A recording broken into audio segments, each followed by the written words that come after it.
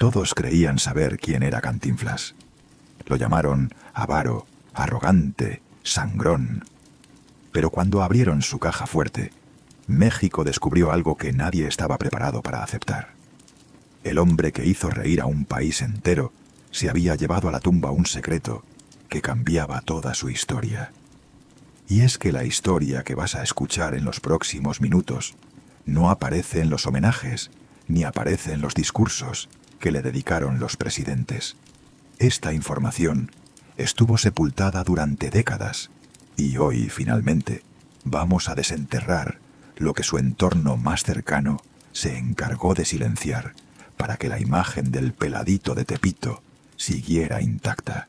Soy parte del equipo que lleva más de 5 años revisando archivos, entrevistas perdidas, expedientes judiciales y declaraciones de quienes lo conocieron de verdad, no del personaje. Y te aseguro una cosa, cuando termines de ver este expediente, no vas a poder mirar de la misma manera ninguna de sus películas, porque hay preguntas que México lleva más de 30 años haciéndose en voz baja. ¿De dónde salió realmente el único hijo de Cantinflas, ese niño rubio que un día apareció de la nada en la casa familiar?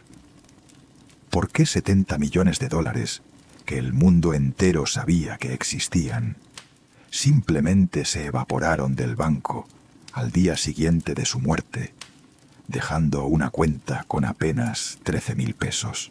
Y si conoces a alguien con quien solías reírte viendo El Padrecito o La Vuelta al Mundo en 80 días, mándale este video ahora mismo, porque lo que está a punto de descubrir lo va a obligar a cuestionar todo lo que creía saber sobre el cómico más grande de la historia de México. ¿Y por qué, justo 30 días antes de morir, ya enfermo, ya sin fuerzas, Mario Moreno tomó una decisión que dejó a su propio hijo sin la herencia que le había prometido durante toda la vida? Las respuestas están aquí. Pero no van a llegar todas de golpe. Van a llegar como llegaron a la familia, una a una, con cada cajón que se abrió, con cada documento que se desclasificó, con cada testigo que finalmente se atrevió a hablar. Y lo que se descubrió al final, lo que estaba en el fondo de esa caja fuerte que nadie esperaba abrir, todavía hoy es motivo de pleitos legales, de demandas y de silencios incómodos en la familia Moreno Reyes.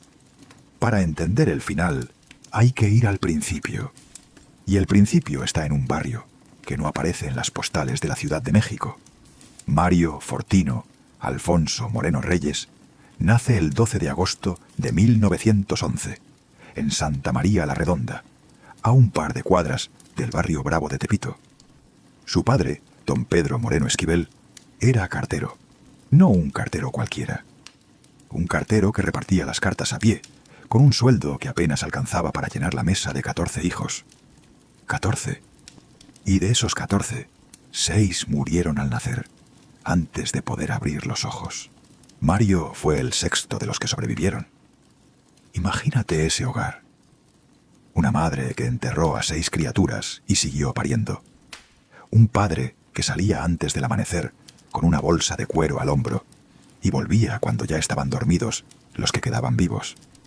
Y en el centro de todo eso, un niño flaco, moreno, con los ojos muy abiertos, que aprendió desde muy chico que para comer en esa casa había que rebuscársela. Con 8 años ya boleaba zapatos en la calle. Con 10 era mandadero. Con 12 ayudaba en una zapatería y se ganaba unas monedas afilando suelas. Pero lo que más le gustaba, lo que de verdad lo prendía, era el ambiente de las carpas. Las carpas eran una especie de circos pobres, montados con lonas remendadas, donde se hacía teatro popular para gente que no tenía dinero para entrar a un teatro de verdad. Ahí Mario veía a los cómicos, los imitaba, repetía sus diálogos en el camino de regreso a casa y se imaginaba que algún día él iba a estar arriba del escenario. Pero su padre no quería ni oír hablar de eso. Para don Pedro, ser cómico era ser un perdido. En esa familia, el sueño era que Mario fuera médico. Y Mario, por complacerlo, lo intentó. Se inscribió en medicina. Aguantó algunos meses, pero la pobreza era más fuerte que las ganas de obedecer. No había dinero para libros, no había dinero para uniformes, no había dinero para nada, y tuvo que dejarlo. Lo que vino después fue una mezcla de oficios que parece sacada de una de sus propias películas. Fue boxeador, en un gimnasio del centro, donde le pagaban 3 pesos por pelea. Fue taxista, manejando un Ford destartalado por las calles del Distrito Federal. Fue torero, sí. Llegó a torear novillos en plazas de pueblo. Fue cartero, como su padre, durante un tiempo breve. Fue empleado de billar. Y en algún momento, harto de todo, decidió cruzar la frontera para irse a Estados Unidos. Lo agarraron antes de llegar. Lo regresaron. Y de regreso a México, con 16 años cumplidos y la rabia de no haber logrado nada, hizo lo que hacían muchos jóvenes pobres de su época. Mintió sobre su edad y se metió al ejército. Dijo que tenía 21. Su padre lo descubrió. Movió cielo, mar y tierra para sacarlo de ahí, y lo logró. Pero Mario ya estaba marcado. Sabía que su lugar no estaba en una oficina, ni en un cuartel. Su lugar estaba en una carpa. Y a esa carpa volvió. Es ahí, entre las lonas remendadas y los focos amarillos, donde nace el personaje. Hay varias versiones sobre cómo. La más conocida la cuenta el escritor Carlos Monsiváis. Una noche, Mario salió al escenario y se le olvidó el guión. Se quedó parado, en blanco, con los ojos del público clavados en él, y empezó a hablar y a hablar, sin decir nada coherente, mezclando palabras, enredando frases, repitiendo conceptos. Alguien del público, ya cansado, le gritó: «¿Cuánto inflas?». Y de esa frase, según Monsiváis, salió el nombre Cantinflas. El que infla, el que habla sin decir. Otros dicen que el personaje lo inspiró un barrendero llamado Olegario, que trabajaba en el Teatro Follis y hablaba en círculos cuando estaba borracho. El propio Manuel Medel, su compañero de carpa, dijo en entrevistas que Mario le pedía que provocara al borracho para hacerlo hablar, y de ahí copió el ritmo, los enredos, la lógica imposible. Pero hay una tercera versión, mucho menos conocida, que el propio Mario nunca quiso confirmar ni desmentir, y que dice que el nombre lo inventó él mismo para que sus padres no descubrieran que estaba trabajando en las carpas, porque eso para don Pedro era una vergüenza. Esa versión, la que el cómico se llevó a la tumba, es la que más se acerca a quien era él en realidad. Un hombre que vivió toda su vida ocultando cosas que solo iban a salir a la luz décadas después. En esa misma carpa, una noche, Mario Moreno conoce a una mujer que va a cambiarle la vida. Se llamaba Valentina Ivanova Zubarev. Era rusa, nacida en Moscú, hija de un empresario circense que había emigrado a México huyendo de la revolución bolchevique.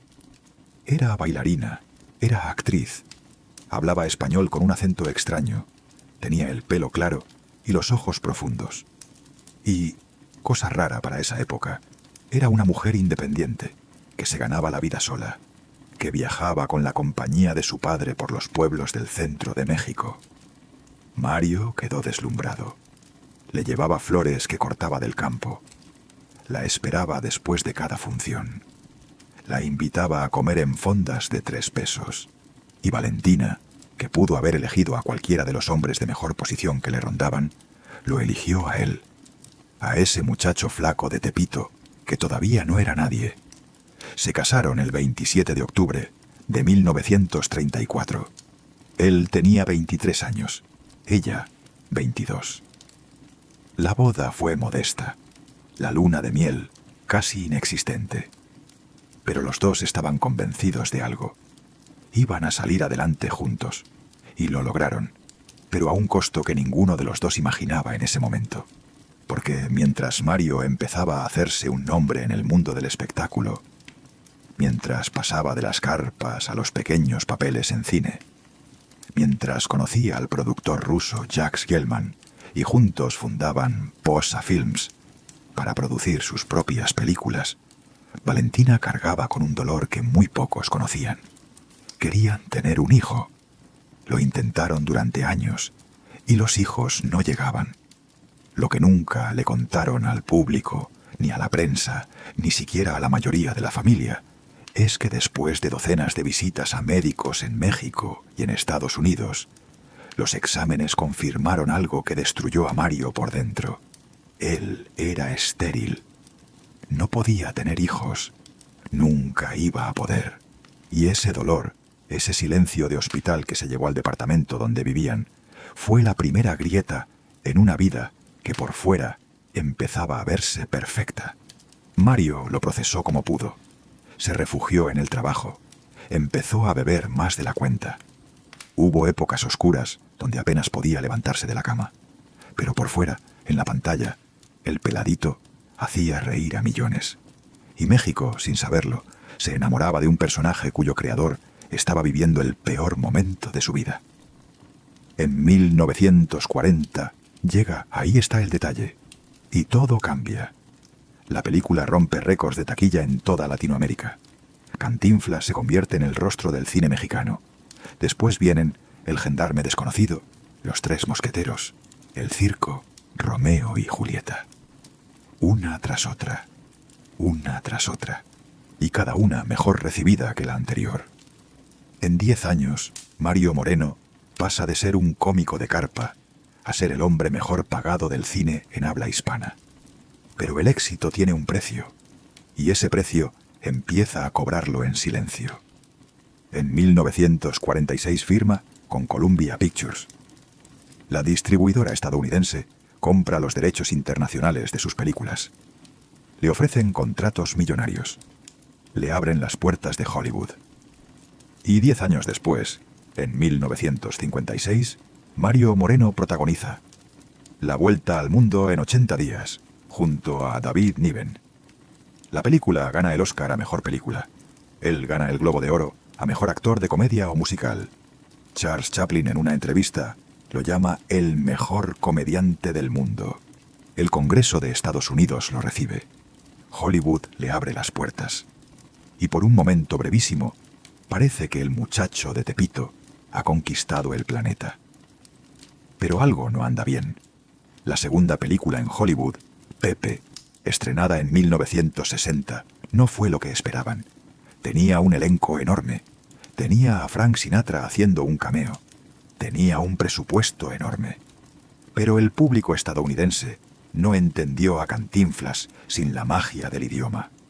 Los juegos de palabras, las muletillas, los enredos lingüísticos que en español eran genio puro, en inglés se traducían como tartamudeo sin gracia. Pepe fue un fracaso comercial. Y Mario, que había soñado durante años con conquistar Hollywood, regresó a México con la sensación amarga de haber tocado el cielo y haber resbalado. Pero algo ocurrió en ese viaje a Los Ángeles para filmar Pepe que iba a marcar el resto de su vida. Algo que él mismo nunca quiso contar. Algo que durante décadas su familia y sus amigos cercanos guardaron como un secreto de estado. Y ese algo tiene nombre: Marion Roberts. Vamos al principio. En 1959, una joven texana de 21 años llega a la Ciudad de México de vacaciones con un grupo de amigos. Se hospedan en el Hotel del Prado, uno de los hoteles más elegantes de la capital en ese entonces. Pasan los días, se les acaba el dinero, y los amigos hacen algo cruel. La abandonan.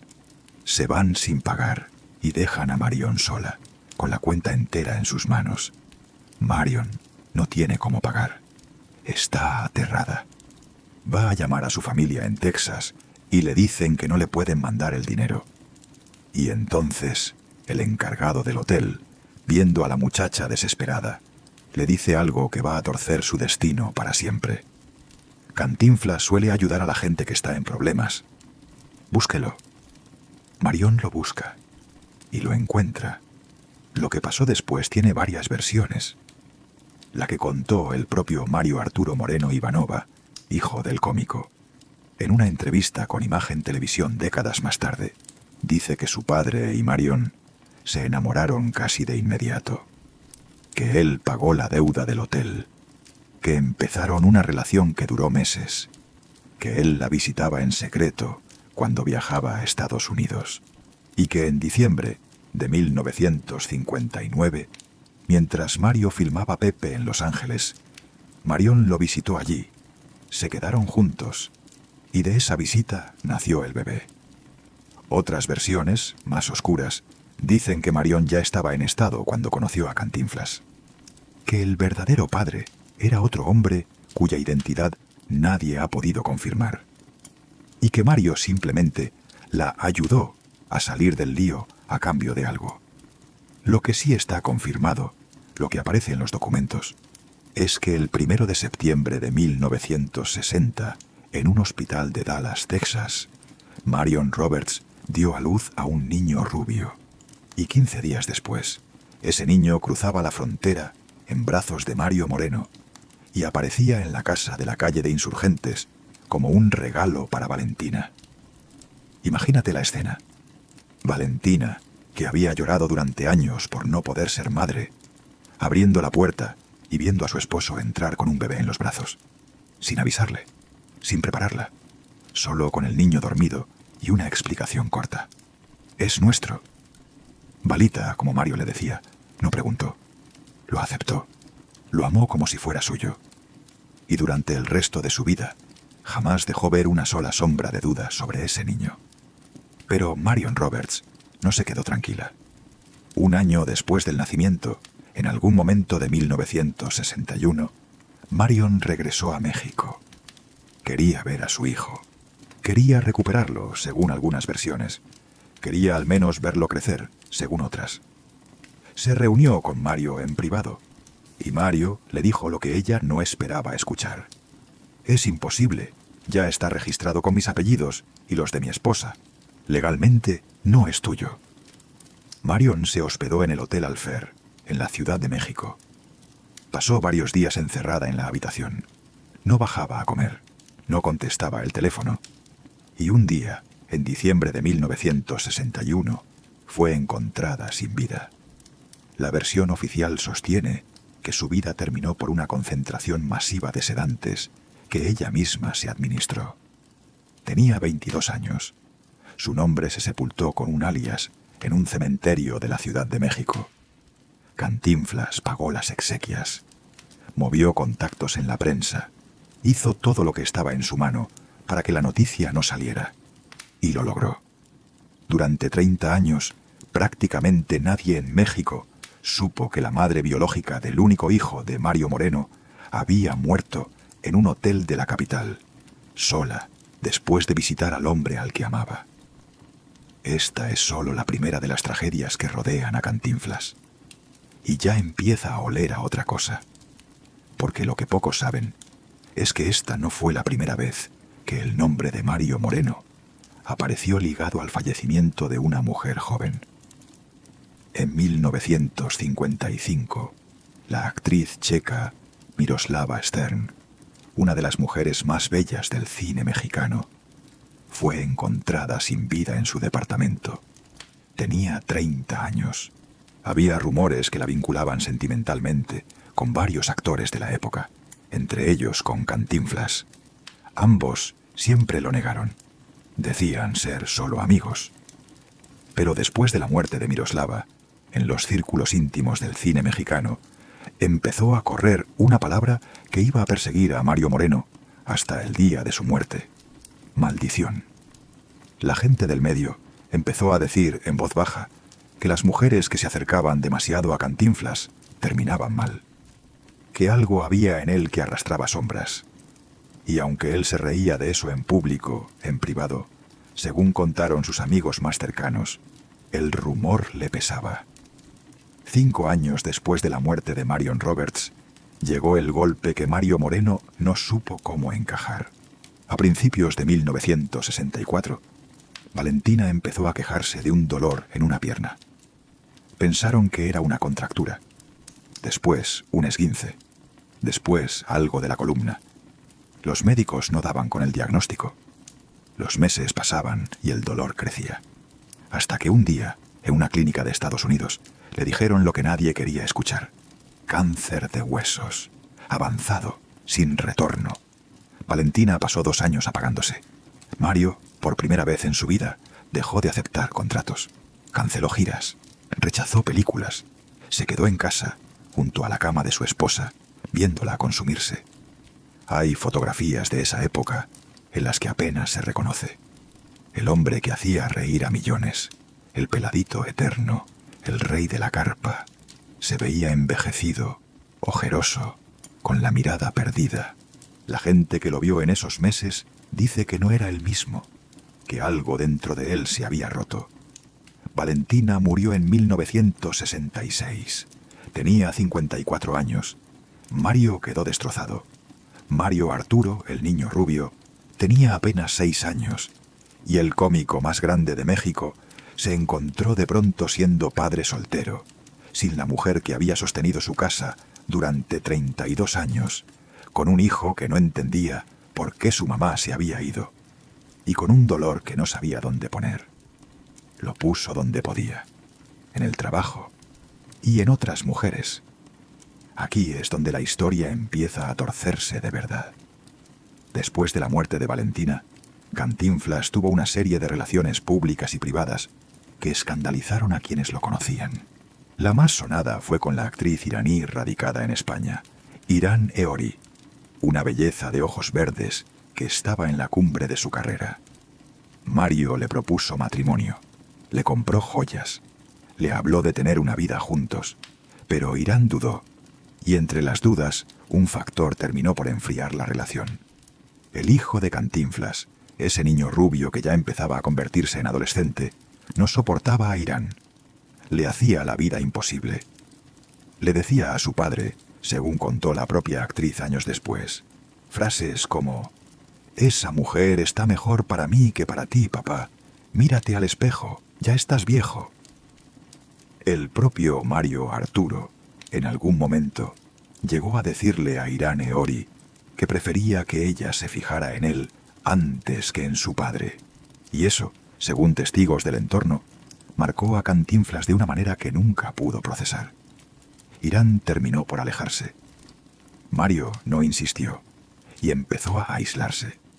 Su hijo, que había crecido entre lujos pero sin reglas, sin la firmeza de su madre, sin el afecto cotidiano de un padre que vivía rodando películas, había empezado a desarrollar una conducta cada vez más difícil. A los 14 lo descubrieron consumiendo sustancias. A los 16 ya frecuentaba ambientes que ningún padre quiere para su hijo. A los 18 era un joven con el cuerpo de un hombre y la rabia de un niño abandonado. Y Cantinflas, el comediante que había construido su carrera siendo el padre simbólico de México, descubrió que era incapaz de ser padre de su propio hijo en casa. Hubo una pelea, según contaron amigos cercanos, en algún momento de los años 70, en la que Mario Arturo, ya joven, le levantó la mano a su padre. Lo abofeteó, adentro de la casa de insurgentes. La servidumbre lo escuchó. Cantinflas no respondió. Se quedó callado, según una de las versiones que circularon después, en círculos del cine mexicano, durante varios minutos, sentado en un sillón, viendo al piso. Y desde ese día, la relación entre padre e hijo nunca volvió a ser la misma. Pero las desgracias estaban lejos de terminar. En 1989, cuando Mario Moreno tenía 77 años, cuando ya hacía casi una década que había filmado su última película, El barrendero, cuando estaba supuestamente retirado, dedicado a obras de caridad y a sus negocios, llegó a su casa una notificación que casi lo derrumba. Una mujer estadounidense, llamada Joyce Jett, había puesto una demanda en su contra en una corte de Houston, Texas. ¿La razón? Pedía el divorcio y $26 millones de indemnización por maltrato físico y psicológico durante una relación que, según ella, había durado más de 20 años. México entero se quedó sin entender. ¿Divorcio? Pero si todos sabían que Mario Moreno era viudo. ¿De dónde salía esta mujer? La prensa empezó a investigar. Joyce Jett, según fueron apareciendo los datos, Era una mujer estadounidense que había representado algunos negocios de Cantinflas en Estados Unidos durante años. Había viajado con él. Había aparecido en eventos privados. Y, según ella misma declaró, llevaba 2 décadas siendo, en los hechos, su pareja, a la espera de una boda que él le prometía y nunca cumplía. Cantinflas siempre había dicho a su entorno que con Joyce solo lo unía una relación de trabajo y una amistad. Pero Joyce tenía documentos, tenía cartas, tenía testigos, tenía pruebas. El caso fue a juicio en una corte de Houston, y la jueza, después de revisar las pruebas, falló a favor de Joyce. Determinó que efectivamente había habido una relación íntima de larga duración, que Mario Moreno le había hecho promesas formales de matrimonio, y que según las leyes de Texas en ese entonces, eso le daba derecho a una compensación. 26 millones de dólares. La cifra dejó a Mario Moreno helado, no solo por el monto, sino por lo que implicaba para su imagen pública.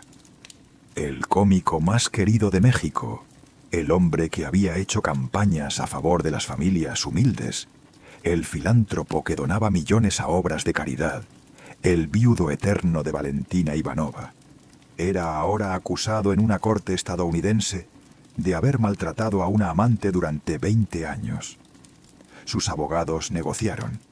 Lograron bajar la cifra. La versión que circuló después es que el acuerdo final rondó los 5 millones de dólares en efectivo, además de algunas propiedades. Pero el daño ya estaba hecho. Y no era un daño cualquiera. La gente cercana a Mario asegura que ese juicio le tiró encima un peso emocional del que ya no se levantó. Él, que había construido un personaje basado en la inocencia, en la nobleza del peladito, se sentaba en su casa y leía los periódicos que hablaban de él como un viejo rico que había abusado de una mujer joven. Y le dolía físicamente. Sus amigos cercanos cuentan que después del juicio empezó a fumar más, mucho más. Cantinflas había sido fumador desde los 14 años, cuando andaba por los billares de Tepito buscándose la vida. Pero después del juicio, los testigos dicen que se le veía con un cigarro casi permanente entre los dedos. 3 cajetillas al día, según uno de sus colaboradores cercanos. Y aquí entra otra de las preguntas que nadie quiere contestar de frente. ¿Cuánto de su enfermedad final fue producto del tabaco? ¿Y cuánto fue producto del peso que llevaba encima en silencio? Pero antes de llegar a su enfermedad, hay otro capítulo de la vida de Cantinflas que merece atención. Un capítulo que él nunca confirmó en público, que sus biógrafos oficiales evitaron y que solo aparece mencionado en algunos documentos que se hicieron públicos décadas después.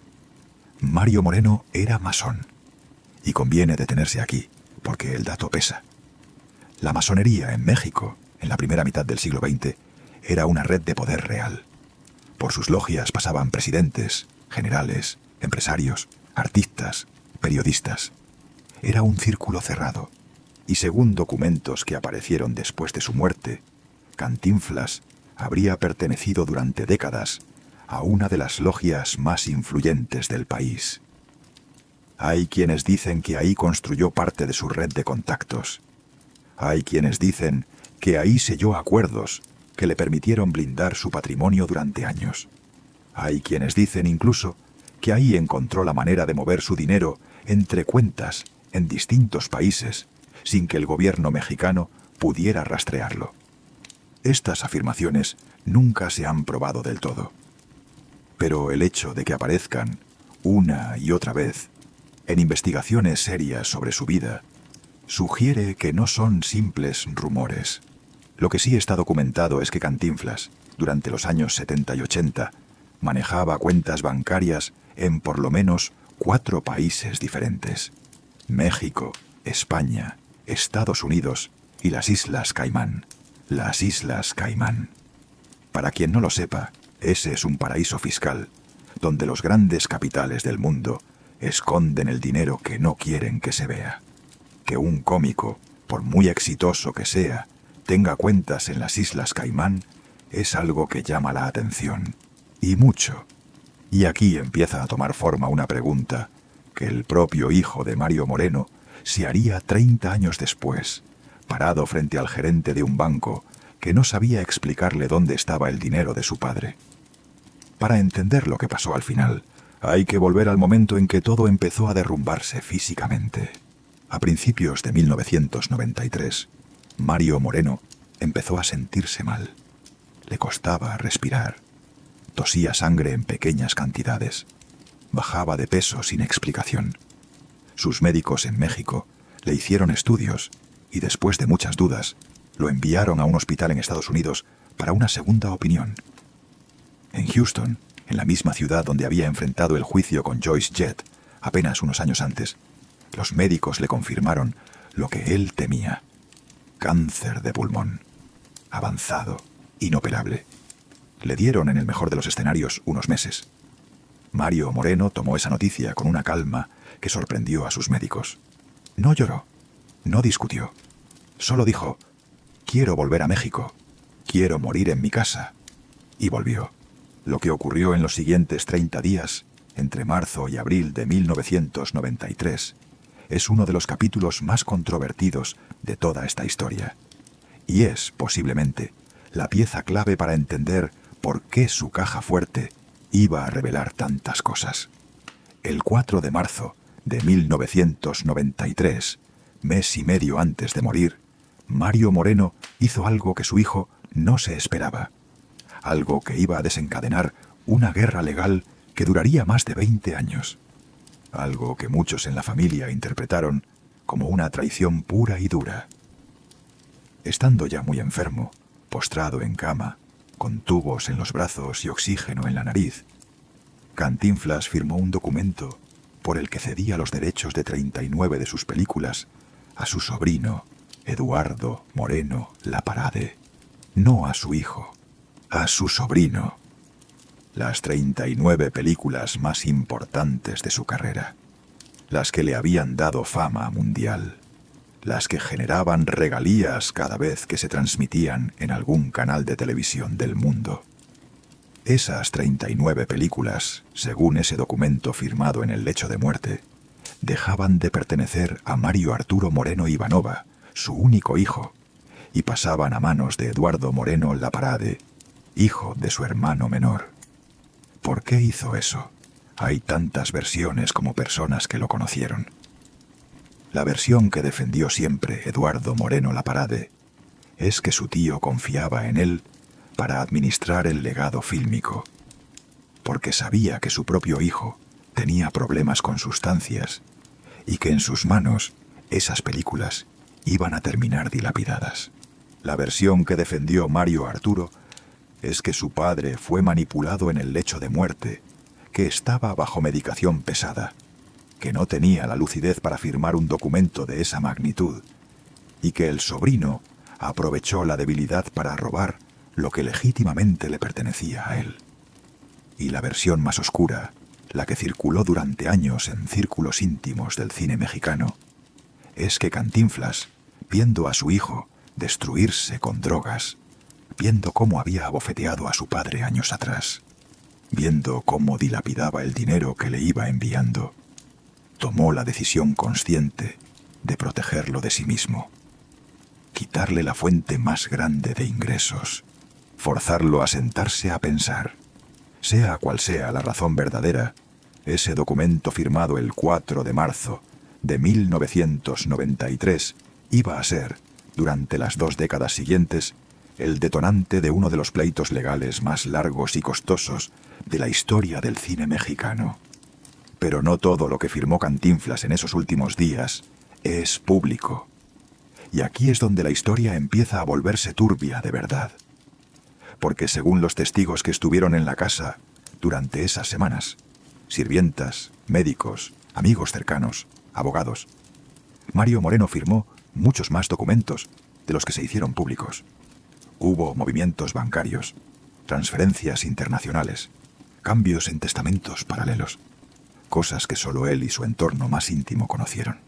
Cosas que iban a aparecer décadas después, una a una, conforme su hijo y sus nietos peleaban por descifrar el rompecabezas. Y en el centro de todo eso, una caja fuerte, una caja de seguridad, ubicada en la casa principal de Cantinflas, cuyo contenido nadie, salvo él, conocía. El 20 de abril de 1993, a las 9:25 de la noche, Mario Moreno dejó de respirar. Tenía 81 años. La causa oficial fue un paro cardíaco derivado del cáncer de pulmón. Estaba en su casa, estaba rodeado de algunos familiares cercanos. Y su última frase, según contó después uno de los presentes, fue tan corta y tan simple que parecía una de las suyas. Ya estuvo. 2 palabras. Y se fue. México se detuvo. La televisión interrumpió toda su programación. Las radios pasaron luto durante horas. Los periódicos sacaron ediciones especiales con su rostro en primera plana. Carlos Salinas de Gortari, presidente en ese momento, decretó 3 días de luto nacional. 3 días. Para un cómico. Algo nunca visto en la historia del país. Su funeral, celebrado bajo una lluvia incesante en la Ciudad de México, reunió a más de 100.000 personas. 100.000. Que se quedaron horas, paradas bajo el agua, esperando ver el cortejo. Sus cenizas fueron llevadas al Panteón Español, a la cripta familiar de los Moreno Reyes. El Congreso de Estados Unidos, en un gesto sin precedentes, mantuvo 1 minuto de silencio en su memoria. Reyes, presidentes, jefes de Estado de medio mundo enviaron condolencias. Y mientras todo eso pasaba afuera, adentro de la casa de insurgentes, Mario Arturo Moreno Ivanova empezaba a darse cuenta de que la herencia de su padre no era lo que él esperaba. El primer golpe llegó cuando se abrió el testamento principal.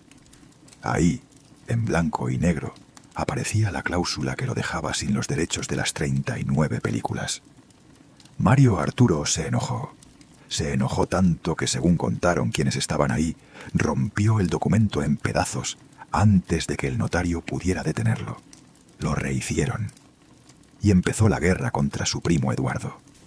Una guerra que iba a durar más de 20 años, que iba a consumir millones en gastos legales y que iba a desgastar a las 2 partes hasta dejarlas exhaustas. Pero ese no era el peor golpe. El peor llegó días después, cuando Mario Arturo fue al banco. Mario Moreno tenía cuentas, según había declarado siempre, en 4 países: México, España, Estados Unidos y las Islas Caimán. La fortuna total, según las estimaciones más conservadoras, rondaba los $70 millones. 70 millones. Una cifra que en 1993 representaba más del triple. Una fortuna pensada para mantener a la familia durante varias generaciones. Pero cuando Mario Arturo se sentó frente al gerente de Banamex, en la sucursal donde estaba la cuenta principal de su padre, y pidió que le congelaran los fondos para empezar el proceso de inventario, el ejecutivo del banco lo miró sin saber qué decir. «Señor Moreno», le dijo, «en esta cuenta solo hay 13.000 pesos. 13.000 pesos, donde debían estar $68 millones, o 70, o lo que fuera, pero en ningún caso 13.000 pesos. Mario Arturo se quedó frío. Pidió una explicación. El gerente no la tenía. Pidió ver los movimientos de los últimos meses. Le dijeron que tenía que pedirlos por escrito. Pidió ver los movimientos de los últimos años. Le dijeron lo mismo. Y cuando finalmente accedió a esa información, lo que descubrió lo dejó sin palabras. En los últimos meses de vida de su padre, en los últimos meses, alguien había estado vaciando esa cuenta poco a poco, en transferencias pequeñas y medianas, hacia destinos que era prácticamente imposible rastrear. ¿Quién? ¿Cómo? ¿Por qué? Las mismas preguntas multiplicadas por los otros bancos. En España, la cuenta de Cantinflas estaba prácticamente vacía. En Estados Unidos, los fondos habían sido movidos meses antes a fideicomisos, cuyos beneficiarios no aparecían claramente en los documentos. Y en las Islas Caimán, lo que encontraron los abogados de Mario Arturo fue una pared legal hecha de testaferros, sociedades anónimas y abogados especializados en proteger el secreto bancario. Una pared que ningún investigador, En 30 años ha logrado atravesar del todo. Por eso, durante todo ese tiempo, el destino de la mayor parte de la fortuna de Cantinflas sigue siendo, oficialmente, un misterio. Y aquí es donde la palabra que llevaba años circulando en voz baja por el mundo del cine mexicano se convirtió en titular de portada: maldición, la herencia maldita de Cantinflas. Porque a partir de ese momento, los descendientes del cómico empezaron a caer uno tras otro, en circunstancias que parecían no tener nada que ver entre sí, pero que en conjunto formaban un patrón demasiado siniestro para ser casualidad. Mario Arturo Moreno. Ivanova nunca se recuperó del golpe, ni del golpe del banco vacío, ni del golpe del testamento, ni del golpe de descubrir que su padre, en los últimos meses de su vida, había tomado decisiones que él no entendía y que sentía como una traición personal. Empezó una pelea legal con su primo, Eduardo Moreno Laparade, que duró 2 décadas. 20 años de juicios, apelaciones, recursos, contrademandas. 20 años pagando abogados de los más caros del país. 20 años en los que la herencia que le quedaba se fue derritiendo como un cubo de hielo bajo el sol. En el año 2001, después de 8 años de batalla en cortes mexicanas, una decisión sorpresiva volvió a sacudirlo todo. Columbia Pictures, que en ese momento ya pertenecía a Sony, intervino en el pleito argumentando que ellos tenían contratos firmados con Cantinflas desde 1946 y que esos contratos les daban los derechos de distribución internacional de las películas a perpetuidad. Es decir, para siempre. Mientras Mario Arturo y Eduardo se peleaban entre primos por unos derechos que pensaban que eran suyos, la realidad era que esos derechos estaban, en buena parte, en manos de una corporación de Hollywood que llevaba medio siglo cobrándolos en silencio. 34 de las 39 películas terminaron quedándose con Columbia. La familia Moreno, después de 2 décadas de pleitos, se quedó con 5. 5 de 39. ¿Te imaginas el peso de esa derrota? Lo peor es que ese fue solo uno de muchos golpes. En 2014, la Corte Suprema de México emitió una sentencia que pareció darle la razón a Eduardo Moreno Laparade en algunos puntos del litigio. Lo declaró sucesor de los derechos cinematográficos del personaje. Mario Arturo, que ya tenía problemas de salud, una válvula del corazón que no funcionaba bien desde su nacimiento, hipertiroidismo y, según algunas fuentes, un consumo prolongado de sustancias que le había dañado el cuerpo durante décadas, recibió la sentencia como un balde de agua fría. 3 años después, en mayo de 2017, falleció de un infarto fulminante. Tenía 57 años, pero antes de morir, Mario Arturo había hecho algo que iba a complicar todavía más la herencia de su padre. Había modificado su testamento en favor de su tercera esposa, Aurora Tita Marbez, dejándola como heredera universal del legado de Cantinflas. Aurora Marbez era una mujer con la que él se había casado años antes, pero de la que estaba separado al momento de morir. No divorciado, separado. Esa diferencia, que parece menor, iba a ser la chispa que encendiera la siguiente guerra familiar. Porque los hijos de Mario Arturo, los nietos de Cantinflas, no aceptaron lo del testamento. Reclamaron que Aurora Marbez había manipulado a su padre en sus últimos meses para que la dejara como heredera. Reclamaron que ella nunca había convivido con Cantinflas, que ni siquiera lo conoció en vida, y que era una injusticia que el legado del cómico más grande de México estuviera ahora en manos de alguien que no tenía sangre Moreno Reyes en las venas. Y empezaron a hablar, a dar entrevistas, a contar cosas que durante años habían guardado por respeto a su abuelo. Y esas cosas son, posiblemente, la parte más dolorosa de toda esta historia. Mario Arturo Moreno Ivanova tuvo 5 hijos en total.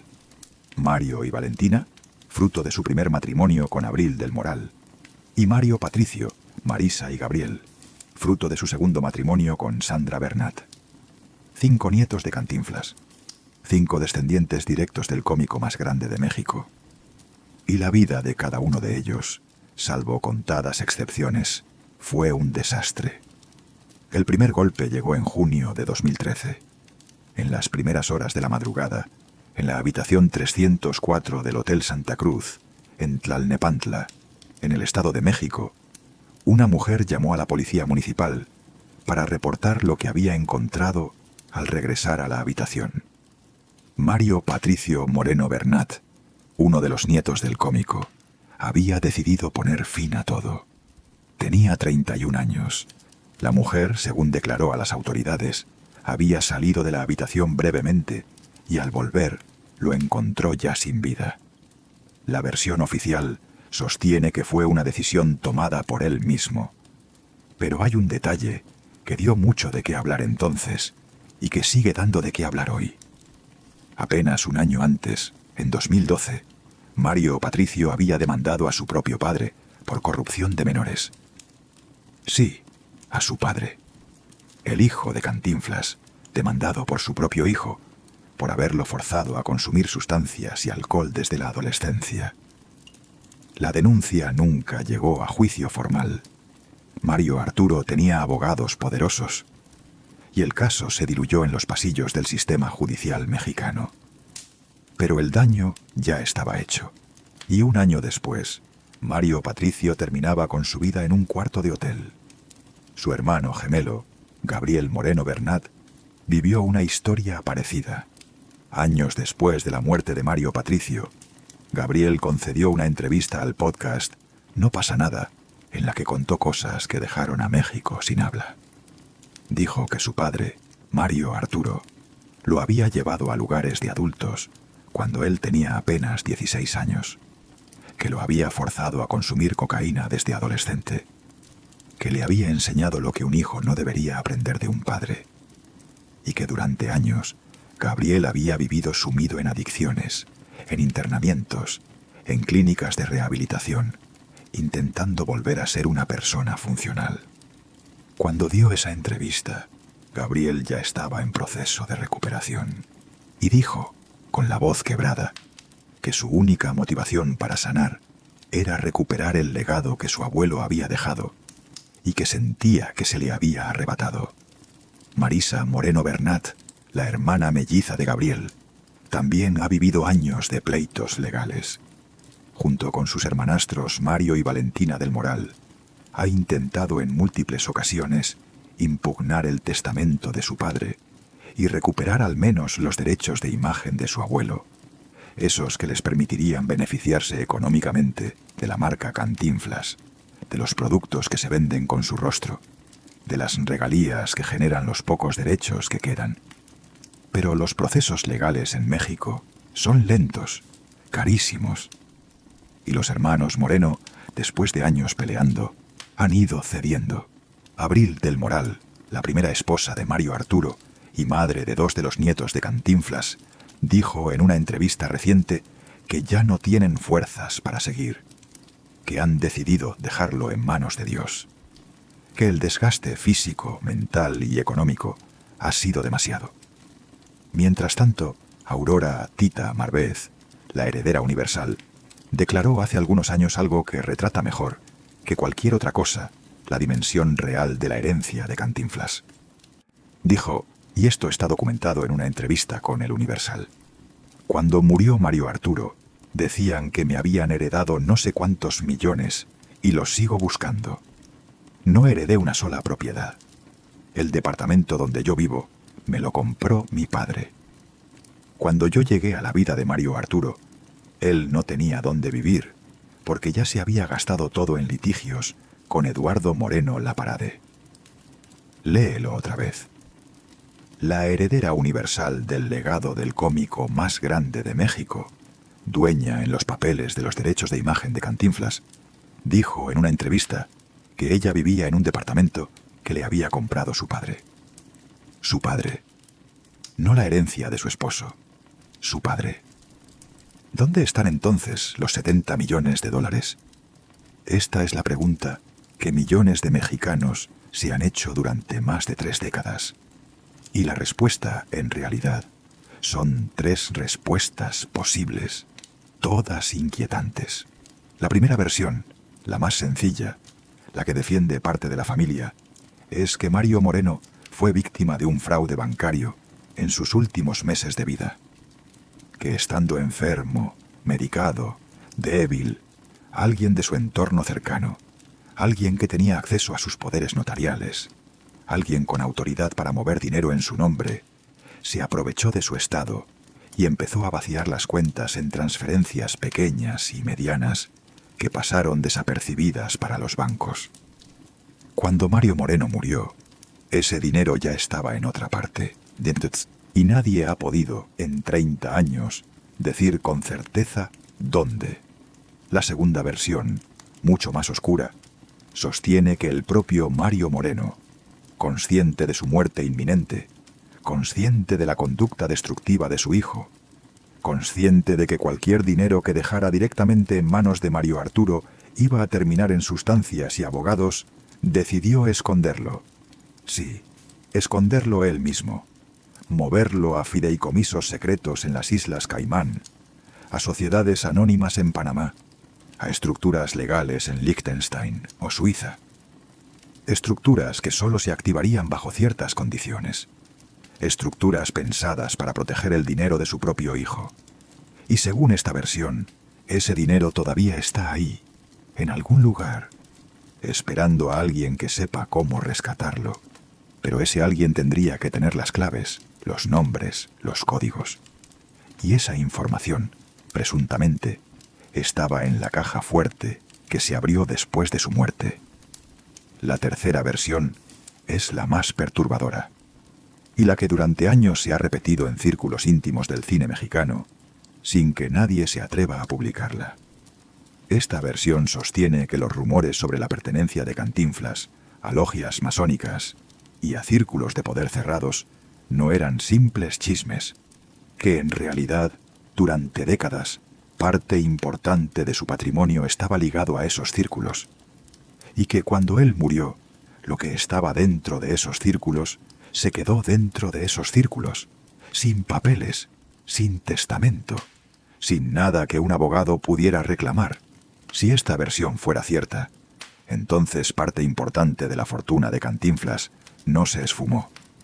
Simplemente cambió de manos, dentro de una red que opera fuera de la luz pública. Ninguna de las 3 versiones se ha probado del todo, pero todas siguen vivas. Y todas en algún punto regresan al mismo lugar, la caja fuerte de Mario Moreno. Esa caja fuerte estaba en su residencia principal. Era de tamaño mediano. Estaba empotrada en la pared, detrás de un cuadro que cambiaba cada cierto tiempo. Solo Mario Moreno conocía la combinación. Y según testigos del entorno familiar, durante los últimos meses de su vida, mientras el cáncer lo iba consumiendo, Mario abría esa caja con frecuencia. Sacaba documentos, los revisaba, los volvía a guardar. A veces metía cosas nuevas. A veces sacaba algo y lo quemaba en una pequeña chimenea del estudio. Sus colaboradores lo veían hacerlo, pero nadie se atrevía a preguntar. Cuando Mario Moreno murió, la caja fuerte fue lo primero que la familia quiso abrir, pero no podían. Nadie tenía la combinación. Tuvieron que llamar a un cerrajero especializado, que tardó varios días en lograrlo. Y cuando finalmente la abrieron, lo que encontraron adentro contó la historia que el público nunca había sabido. ¿Qué había? Aquí, una vez más, las versiones varían. Y aquí, una vez más, hay que tener cuidado con lo que se afirma. Porque buena parte de lo que se contó después solo lo supieron las personas que estuvieron presentes en ese momento. Y ninguna de ellas ha hablado en público con detalle. Pero sí han ido apareciendo, con los años, fragmentos de información que dibujan un cuadro general. Adentro había documentos legales, muchos, más de los que se esperaban. Documentos que hablaban de propiedades en países que la familia ni siquiera sabía que existían en su patrimonio. Una cabaña en Suiza. Un apartamento en Madrid que figuraba a nombre de una sociedad. Un terreno en Costa Rica. Acciones en empresas mexicanas y extranjeras cuyos certificados originales estaban ahí. Pero más allá del valor material, lo que más impactó a quienes vieron el contenido fueron otras cosas. Había cartas, cartas viejas, algunas escritas en inglés, otras en español, algunas dirigidas a Mario Moreno, otras escritas por él, pero nunca enviadas. Entre ellas, según se filtró años después en círculos cercanos a la familia, había correspondencia con Marion Roberts. Cartas en las que la madre biológica de Mario Arturo le pedía a Mario Moreno, con creciente desesperación, que le dejara ver al niño. Cartas que él guardó durante más de 30 años. Cartas que nunca le mostró a su hijo. Lo que estaba en esas cartas, según las personas que las leyeron, contradice gran parte de la versión oficial que Cantinflas dio durante toda su vida sobre la historia de Marion. Y dejaba ver a un hombre que no había sido tan generoso, ni tan piadoso, ni tan responsable como sus biógrafos lo pintaron. También había fotografías. Fotografías de Mario Moreno, con personajes de la política mexicana, en reuniones privadas que nunca se hicieron públicas. Fotografías con figuras del cine internacional. Fotografías con Marion Roberts en hoteles de Estados Unidos, fechadas en los meses anteriores al nacimiento de Mario Arturo. Fotografías que el cómico nunca quiso destruir, quizás porque no podía, quizás porque eran su único vínculo con esa parte de su historia que el público nunca conoció. Había documentos relacionados con sus pertenencias en logias masónicas, diplomas, constancias, listas de nombres. Algunos de esos nombres correspondían a hombres que en 1993 ocupaban posiciones muy altas en el gobierno mexicano. Esa parte del contenido de la caja, según testigos, fue rápidamente retirada por personas externas a la familia que llegaron a la casa en los días siguientes a la muerte. La familia nunca volvió a ver esos documentos y nunca preguntó por ellos. Y había, por encima de todo eso, un libro, un cuaderno empastado en cuero negro, sin título en la portada, escrito en su totalidad con la letra de Mario Moreno. Un cuaderno que solo él había leído. Un diario, según algunos. Un libro de cuentas, según otros.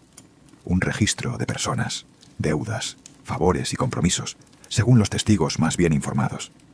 Ese cuaderno, dicen, era la pieza central de todo. La que explicaba dónde estaba parte del dinero, la que explicaba a quién le debía qué, la que explicaba a quién le debía a él, la que explicaba, en última instancia, la red de relaciones reales sobre las que se había construido la vida de Cantinflas durante medio siglo. ¿Qué pasó con ese cuaderno? Aquí, la historia se vuelve definitivamente turbia. Y aquí es donde la búsqueda de la verdad termina chocando contra una pared. Según una de las versiones más persistentes, el cuaderno desapareció en los días siguientes a la muerte de Mario Moreno. Mario Arturo lo vio brevemente. Reconoció algunas cosas, pero no tuvo tiempo de procesar lo que tenía en las manos antes de que, en algún momento, en alguna circunstancia que nadie ha aclarado, ese cuaderno simplemente dejara de estar en la casa. Hay quien dice que Mario Arturo lo escondió. Hay quien dice que se lo robaron. Hay quien dice que él mismo lo destruyó, asustado por lo que decía.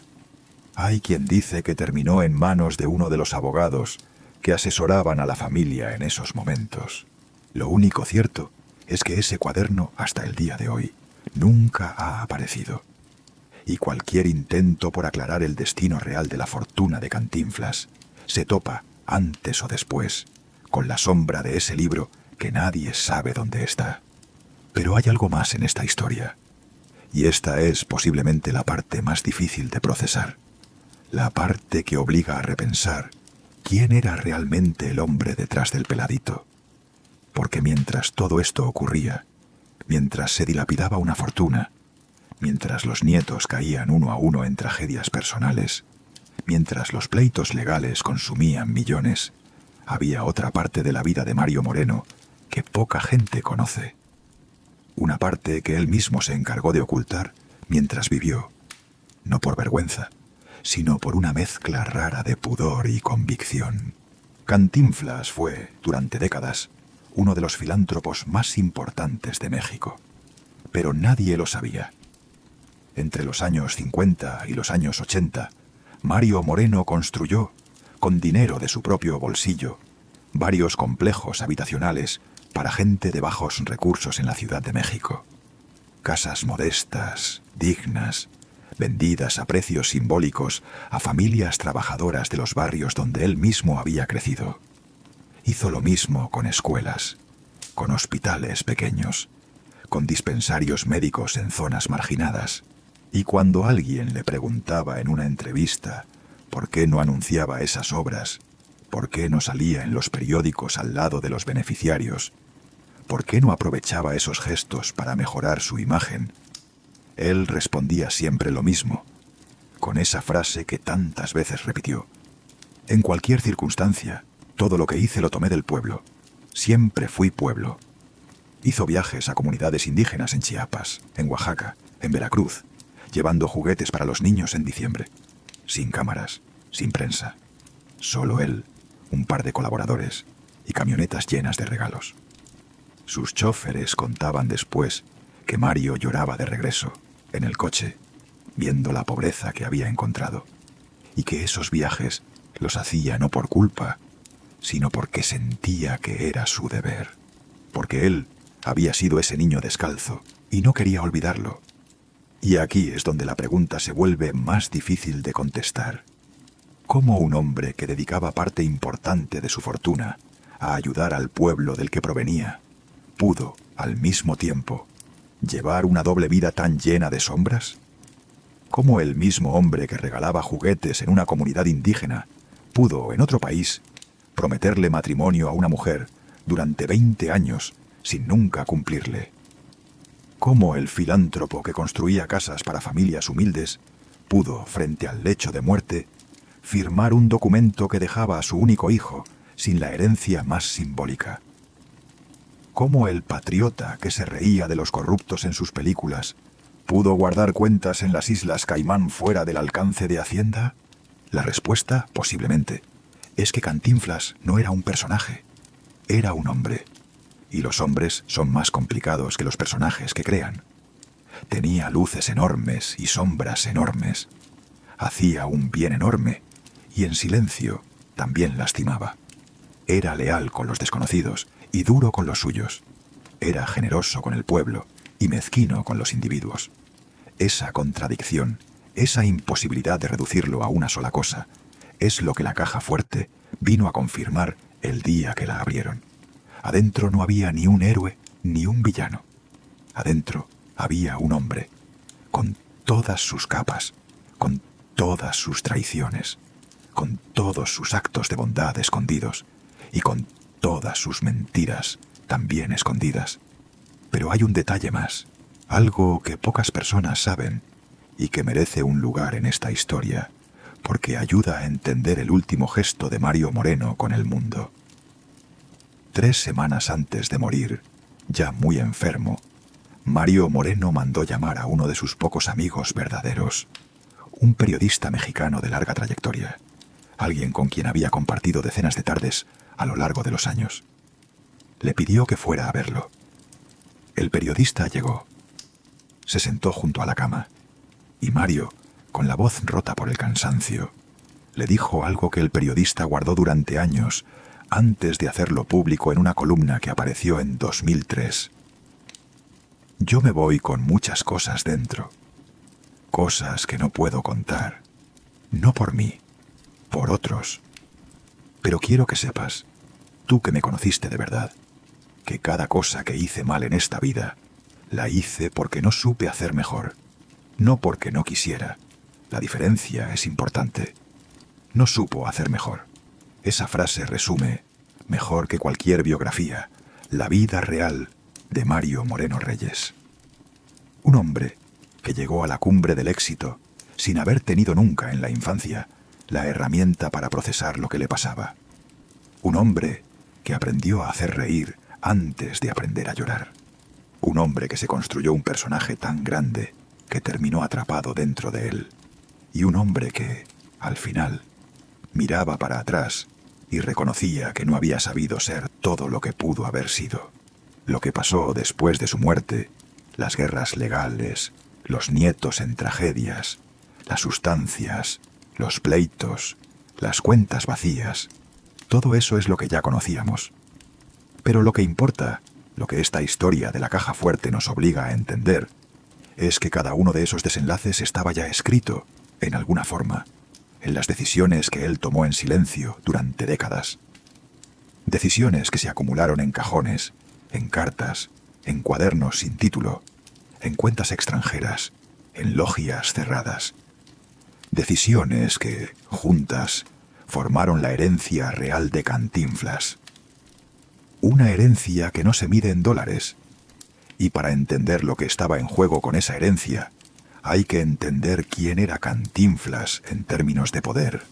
Porque el peladito que veías en pantalla, ese que se reía de los políticos en su excelencia, ese que se metía en líos con la policía en el gendarme desconocido, ese que hablaba sin decir nada y aún así desarmaba a cualquier autoridad, era solo una de las caras del hombre. La otra cara, la que casi nadie conoció, era una de las más conectadas del país. Mario Moreno fue, durante años, presidente de la Asociación Nacional de Actores. Fue el primer secretario general del Sindicato de Trabajadores de la Producción Cinematográfica. Lideró durante décadas el movimiento sindical del cine mexicano. Negoció contratos colectivos. Enfrentó a productores.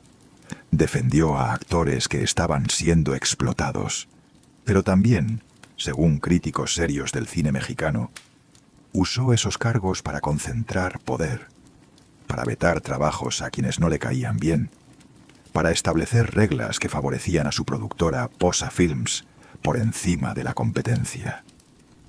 Su poder dentro del sindicato fue tan grande durante ciertas épocas que se decía, medio en broma, medio en serio, que ningún actor mexicano podía trabajar sin la aprobación tácita de Cantinflas. Y aunque eso era una exageración, refleja bien la dimensión real del hombre dentro de la industria. Tenía relación cercana con presidentes de México, con Miguel Alemán Valdés, con Adolfo Ruiz Cortines, con Adolfo López Mateos, con Gustavo Díaz Ordaz, con Luis Echeverría, con José López Portillo, con todos. No solo en eventos oficiales, en reuniones privadas, en cenas en Los Pinos, en giras políticas. Hay una anécdota poco conocida que contó alguna vez el escritor Santiago Reachi Fallad, su amigo y publicista durante décadas. En 1972, José López Portillo, antes de ser presidente, le pidió consejos a Cantinflas sobre cómo conectar con el pueblo durante una gira. Y Cantinflas, sentado en su comedor, le habría dicho: «Mira, Pepe, al pueblo no se le habla, al pueblo se le escucha, y se le escucha de verdad. Lo demás es teatro». López Portillo, según Reachi, tomó nota de esa frase y la usó después en discursos.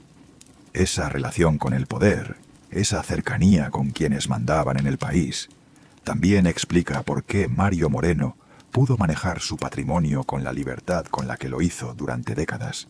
Pudo abrir cuentas en el extranjero sin que nadie le hiciera preguntas. Pudo registrar propiedades a nombre de terceros sin levantar sospechas. Pudo, en general, operar bajo un blindaje informal que pocos mexicanos han disfrutado en la historia del país. Y cuando ese blindaje desapareció con su muerte, cuando ya no había Cantinflas que protegiera el patrimonio, todas esas estructuras quedaron a la intemperie y empezaron a desaparecer, una por una. Pero hay otro tema que esta historia no puede dejar pasar, y es el tema de la enfermedad de Cantinflas, porque la versión oficial sostiene que murió de cáncer de pulmón provocado por el tabaquismo. Y eso es cierto, sin duda. Mario Moreno fumaba desde los 14 años. 3 cajetillas diarias en sus últimos años. Esa exposición prolongada al humo del tabaco fue la causa directa, médicamente probada, de su muerte. Pero los médicos que lo trataron en sus últimos meses, en privado, dijeron algo más. Dijeron que el cáncer avanzó con una velocidad inusual, que un cuerpo que se había mantenido relativamente fuerte durante décadas, de pronto se desmoronó en cuestión de meses, y que ese desmoronamiento, según ellos, tenía que ver con el peso emocional que Cantinflas cargaba en sus últimos años. ¿Qué peso? El peso del juicio con Joyce Jett. El peso de saber que durante el resto de su vida iba a aparecer en los archivos como un hombre acusado de maltratar a una mujer. El peso de ver a su hijo, su único hijo, hundirse cada vez más profundo en sustancias y pleitos. El peso de saber que su matrimonio con Valentina, que había sido la cosa más sagrada de su vida, había estado cruzado por infidelidades que ella sospechaba, pero nunca le reclamó. El peso de cargar con la muerte de Marion Roberts, esa mujer joven que se quitó la vida en un hotel de la Ciudad de México y cuyo nombre él se llevaba a la tumba. El peso de Miroslava, cuyo final también lo perseguía, aunque él lo negara siempre. El peso, en general, de haber vivido detrás de una máscara durante medio siglo, sin poder bajársela ni siquiera con sus seres queridos. Cantinflas, en sus últimos meses, le confesó a uno de sus médicos algo que ese médico hizo público, mucho después. «Doctor, lo que más cansa no es el cáncer, es no haberme dejado ser nunca solo Mario. Solo Mario, no Cantinflas. Mario Moreno Reyes, el hijo del cartero, el muchacho de Tepito, el esposo de Valentina, el padre de Mario Arturo, el hombre detrás de todo lo demás. Esa identidad, esa que él sentía suya y verdadera, había estado tapada por el personaje desde el día en que pisó por primera vez una carpa. Y al final, en la cama de su casa, con tubos de oxígeno y morfina, era esa identidad la que pedía aire. Y ahí es donde aparece otra de las preguntas que esta historia deja en el aire. Una pregunta que cada espectador tiene que contestarse por su cuenta. ¿Cuántos de los grandes íconos que admiramos están viviendo en silencio esa misma división entre el personaje que el mundo les exige y la persona que en realidad son? ¿Cuántos cargan debajo de las luces con secretos que nunca van a poder contar? ¿Cuántos terminan como Cantinflas dejando una caja fuerte llena de papeles que la familia no sabe cómo procesar? Tu propia opinión sobre esto importa, porque al final la verdad de figuras como Mario Moreno solo termina de construirse cuando los espectadores como tú nos hacemos esas preguntas en serio. ¿Tú qué piensas? ¿Crees que Cantinflas debió contar todo en vida? ¿O hizo bien en irse con sus secretos? Hay otra cosa que conviene precisar, porque esta historia, contada en voz alta, puede sonar a lápida, ajuste de cuentas con un muerto. Y no es la intención. La intención es lo contrario. Mostrar al hombre completo, con sus luces y sus sombras, no para condenarlo, sino para entenderlo. Porque Mario Moreno hizo cosas extraordinarias. Hizo reír a 3 generaciones de mexicanos. Le dio al idioma español un verbo nuevo, cantinflear, reconocido por la Real Academia Española. Convirtió al peladito en un símbolo de identidad nacional, en una manera de hablar, en una manera de pararse frente al poder con humor en lugar de violencia. Le mostró a México que se podía ser pobre, ser de Tepito, ser el sexto de 14 hijos de un cartero, y aún así llegar a un escenario en Hollywood y ganar un Globo de Oro al lado de David Niven. Eso, por sí solo, es una hazaña que pocos han igualado. Charlie Chaplin lo llamó el mejor comediante del mundo. El Congreso de Estados Unidos guardó un minuto de silencio por él. El Paseo de la Fama de Hollywood tiene su estrella. Esas cosas no se ganan por casualidad. Esas cosas se ganan trabajando duro, durante décadas, con una disciplina interior que muy poca gente conoce. Pero también hizo cosas oscuras, y es importante decirlas, porque si solo contamos las luces, mentimos, y si solo contamos las sombras, también mentimos. La verdad real, está en aceptar las dos cosas a la vez, sin pedir perdón por la complejidad. Para entender la dimensión del impacto que tuvo esa muerte en México, conviene volver al funeral. Volver a aquel 21 de abril de 1993. Aquel día lluvioso en que la Ciudad de México pareció detenerse. Los reportes de los noticieros de la época hablan de calles cerradas durante kilómetros, de personas que llegaron desde otros estados del país, viajando en autobuses durante toda la noche, solo para poder estar afuera del Panteón Español cuando entrara el cortejo. De familias enteras paradas bajo el agua, con paraguas que se rompían por el viento sin querer moverse. De ancianos que rezaban rosarios en voz alta. De niños que llevaban dibujos hechos por ellos mismos para dejarlos en la tumba. De adolescentes que cargaban pósters arrancados de sus cuartos, fotos en blanco y negro, de Cantinflas en sus papeles más célebres. Hubo una imagen, captada por uno de los fotógrafos que cubrió el funeral, que terminó publicada al día siguiente en casi todos los periódicos del país. Un anciano, con un sombrero remendado, parado frente a la reja del panteón, con los ojos cerrados, llorando en silencio, mientras la lluvia le caía encima. Cuando un reportero se le acercó y le preguntó por qué lloraba así, por alguien al que nunca había conocido en persona, el anciano contestó algo que se volvió titular. Es que él sí me conocía a mí. Yo soy el peladito que él retrataba. Yo soy el que él hacía reír cuando todos los demás se reían de mí. Esa frase, dicha por un hombre cuyo nombre nadie supo nunca, es probablemente la mejor explicación que existe sobre por qué Cantinflas marcó tan profundamente a México. Los homenajes se acumularon durante semanas. La Secretaría de Educación Pública decretó que su rostro apareciera en libros de texto. La calle donde vivió durante décadas le rindió tributo con una placa. El gobierno del entonces Distrito Federal anunció estatuas, exposiciones, museos. El Congreso de la Unión guardó un minuto de silencio.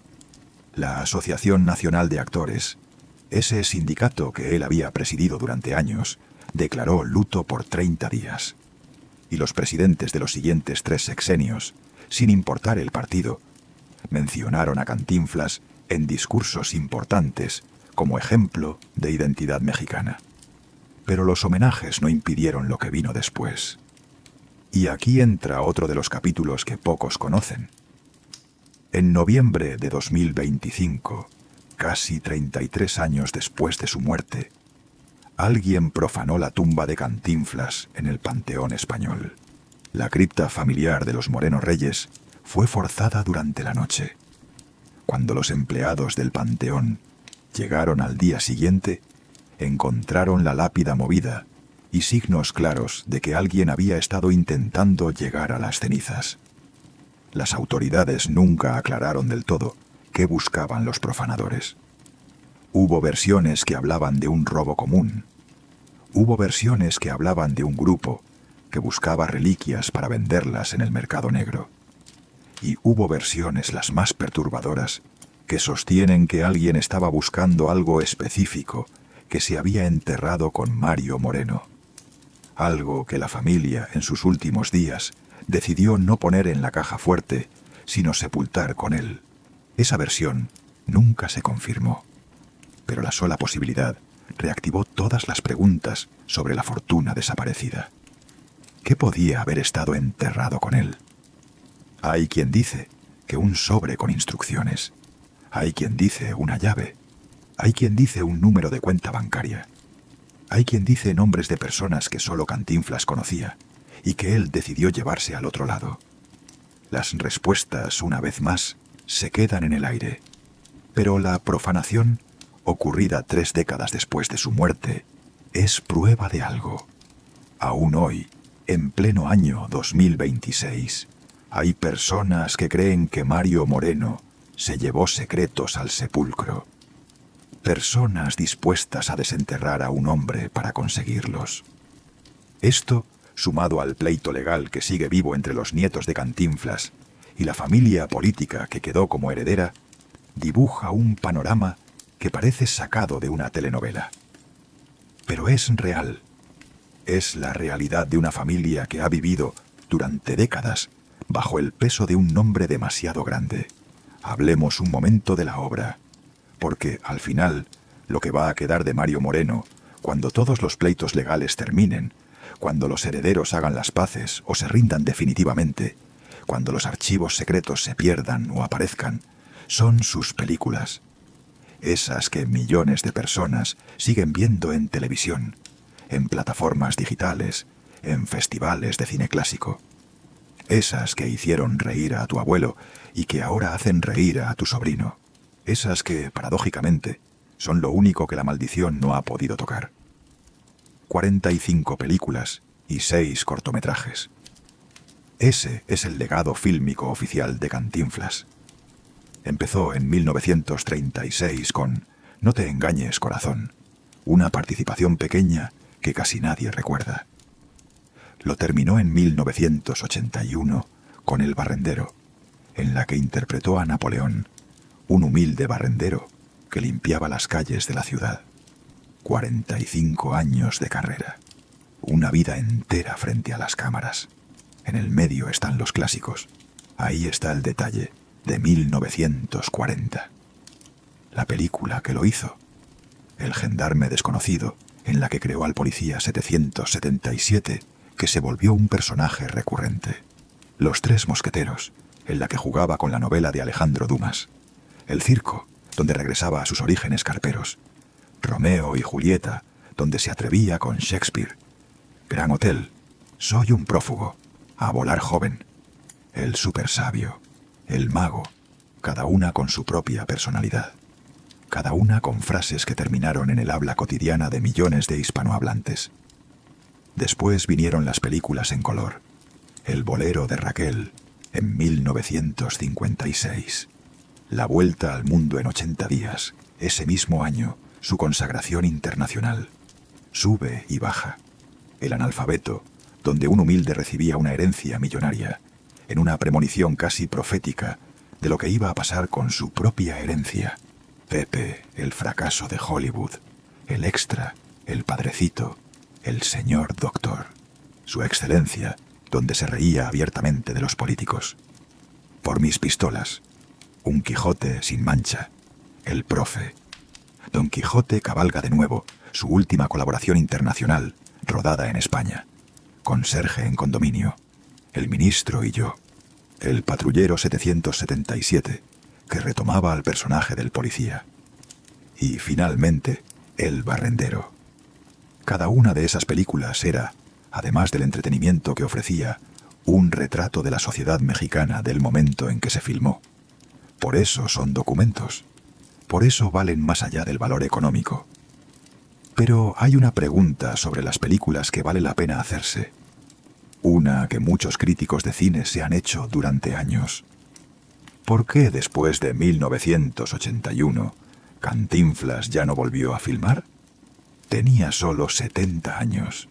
Estaba en buenas condiciones físicas. Sus películas seguían siendo rentables. Las productoras lo querían en pantalla. Y sin embargo, después de El barrendero, no hubo más. 10 años de silencio. 10 años en los que, según sus colaboradores cercanos, recibió decenas de propuestas y las rechazó todas. ¿Por qué?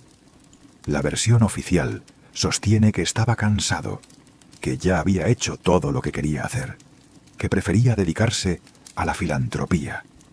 La versión menos oficial, la que circuló en privado, es que Mario Moreno no quería arriesgarse a hacer una película mala. Sentía que había construido un legado intocable y que cualquier película floja en sus últimos años podía dañarlo. Era, según quienes lo conocieron, un perfeccionista obsesivo. Revisaba cada toma, discutía cada diálogo, reescribía guiones enteros. Y en sus últimos años simplemente sintió que ya no tenía la energía para someterse a ese nivel de exigencia.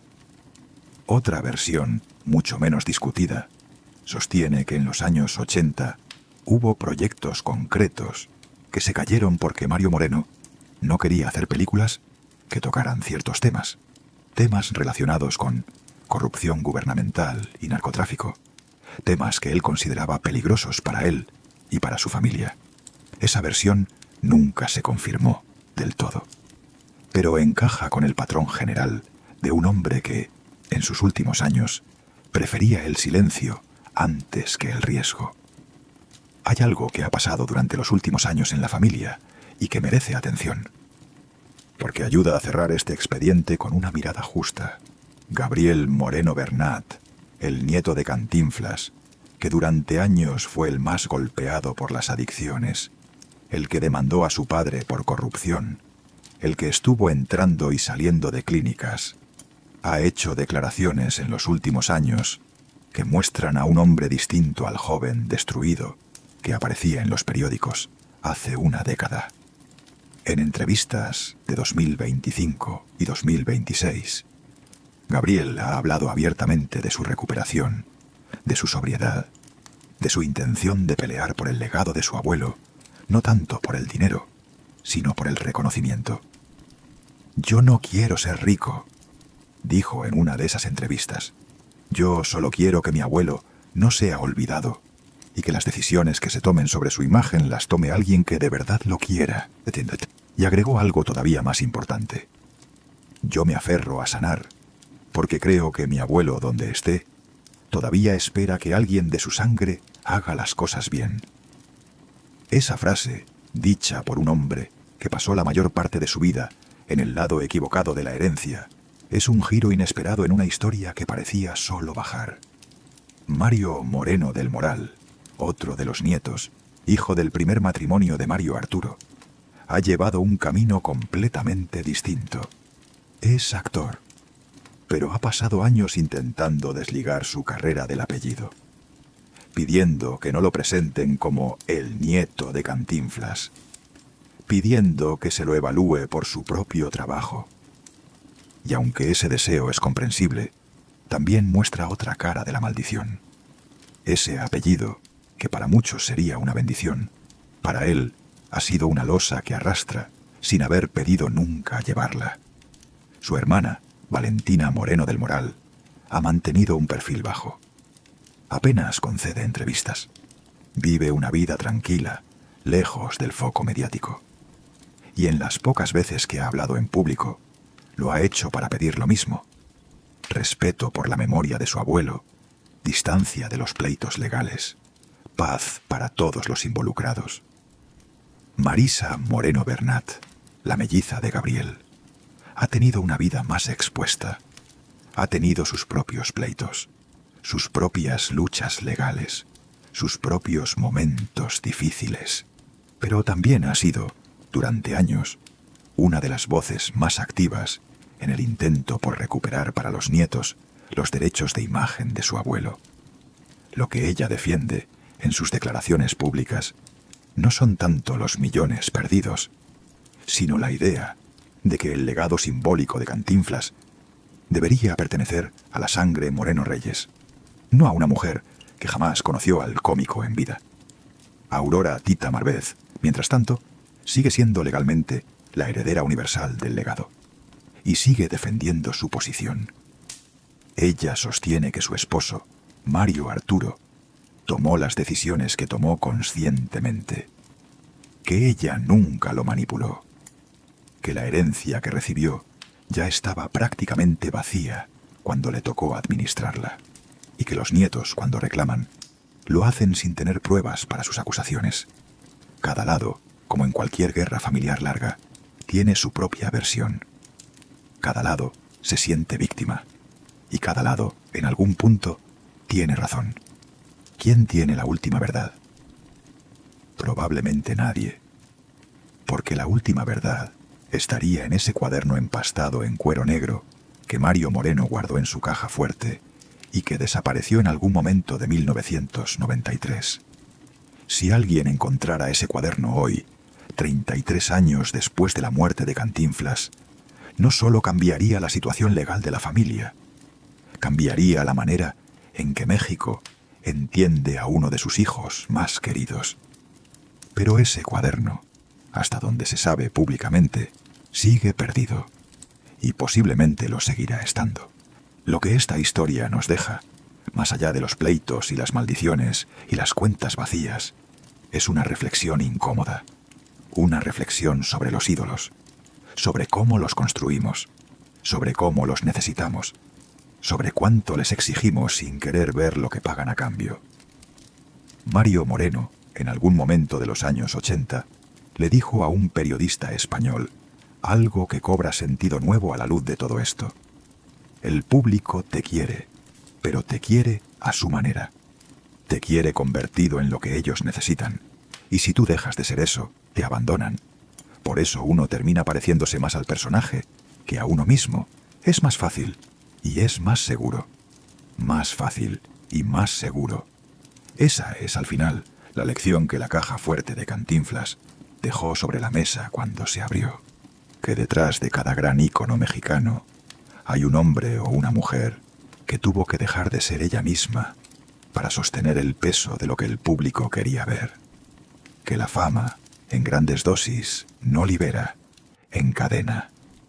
Y que la única manera de salir adelante, de no terminar como terminaron muchos hijos y nietos de leyendas similares, es resistirse a esa cadena. Aunque cueste, aunque parezca imposible, aunque el público exija siempre más. El legado más valioso de Cantinflas, paradójicamente, no son sus películas, ni su fortuna, ni su nombre. Es la advertencia que su propia vida dejó. Una advertencia que muy pocas figuras públicas, incluso hoy, se atreven a leer en serio. México se quedó con su risa, y se quedó con sus enseñanzas, esas que aparecen en sus películas y que muchos repiten sin saber que vienen de él. Que al pueblo se le escucha, no se le habla. Que reírse del poderoso es una forma de resistencia. Que el peladito, ese personaje aparentemente sin importancia, puede pararse frente a un general, frente a un juez, frente a un científico, frente a quien sea, y desarmarlo solo con palabras enredadas. Que la dignidad no se compra, no se hereda, no se firma en un papel. Se vive y se demuestra cada día. Hay un dato que pocos conocen y que ayuda a dimensionar el alcance real del fenómeno Cantinflas. En 1992, un año antes de su muerte, la Real Academia Española de la Lengua hizo algo sin precedentes. Aceptó oficialmente el verbo cantinflear como una entrada de su diccionario. Cantinflear. Hablar de manera disparatada e incongruente, sin decir nada en realidad. Para que entiendas la magnitud de eso, hay que decirlo claro. En toda la historia del idioma español, son contadísimos los casos en los que un actor o un cómico ha aportado una palabra nueva al diccionario oficial. Charlie Chaplin no lo logró. Buster Keaton no lo logró. Los hermanos Marx no lo lograron. Mario Moreno, un muchacho de Tepito que dejó la escuela siendo adolescente porque no había dinero para libros, sí lo logró. Y lo logró con un personaje inventado en una carpa de barrio. Esa es la dimensión de lo que ese hombre hizo con el idioma. Y esa es la razón por la que, mucho más allá de sus pleitos familiares y de su fortuna desaparecida, su nombre va a seguir vivo durante siglos. En el funeral, una de las imágenes más comentadas fue la presencia de actores y actrices de la época de oro del cine mexicano que habían trabajado con él. María Félix mandó una corona desde París. Silvia Pinal estuvo presente, con los ojos rojos. Ignacio López Tarso pronunció unas palabras breves. Y Pedro Infante, que ya había muerto décadas antes, fue mencionado en varios discursos como el otro gran ícono al que México había perdido demasiado pronto. Carlos Monsiváis, el escritor y cronista, escribió un texto que se publicó al día siguiente y que incluía una frase que se volvió célebre. Con Mario Moreno se nos va la última pieza de un México que ya no existe. El México que se reía de sí mismo sin amargura. El México que aún creía que el peladito podía ganarle al patrón. Ese México lo enterramos hoy, junto con él, en el Panteón Español. Esa frase, dolorosa y bella, sigue circulando en redes cada 20 de abril, fecha del aniversario de su partida. Lo que Cantinflas le enseñó a la sociedad mexicana es difícil de resumir en pocas palabras. Pero hay algo central.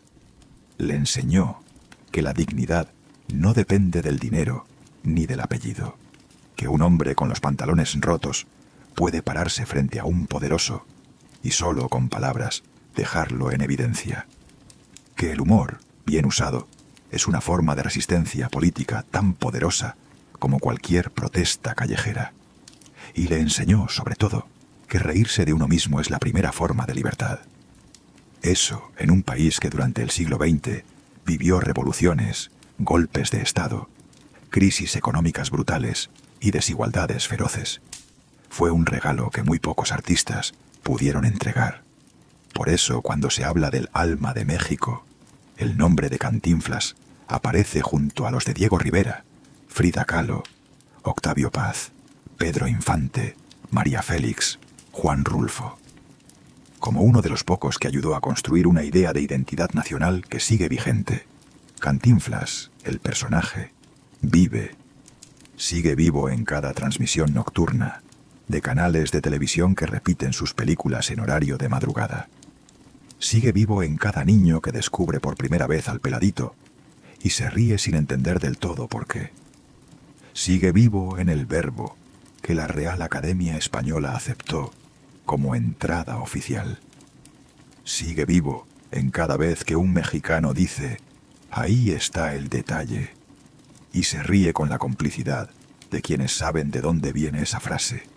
Pero Mario Moreno Reyes, el hombre, el que vivió en Tepito, el que se enamoró de Valentina Ivanova, el que perdió a su madre adoptiva siendo joven, el que crió a un hijo que terminó destruyéndose, el que pagó indemnizaciones millonarias a una mujer que casi nadie conocía, el que guardó en una caja fuerte secretos que se llevó a la tumba, ese Mario Moreno descansa finalmente en una cripta del Panteón Español. En paz, esperamos, lejos del ruido de los pleitos legales, lejos del peso del personaje, lejos, por fin, de la obligación de hacer reír cuando ya no había nada para reírse. ¿Qué piensas tú después de escuchar todo esto? ¿Cambia tu manera de ver al cómico más grande de México saber que detrás de su sonrisa había todo este peso? ¿O sigues prefiriendo quedarte con el personaje y olvidarte del hombre? Cuéntanoslo, porque al final cada espectador construye su propia versión de las leyendas. Y la tuya importa. Si esta historia de Cantinflas te dejó pensando, si te sorprendió descubrir todo lo que había detrás del peladito que México adoró durante medio siglo, no puedes perderte el próximo expediente que tenemos preparado, porque vamos a destapar los secretos ocultos de otra figura icónica del cine mexicano, cuya muerte sigue sin explicarse del todo y cuya historia personal te va a impactar todavía más que esta.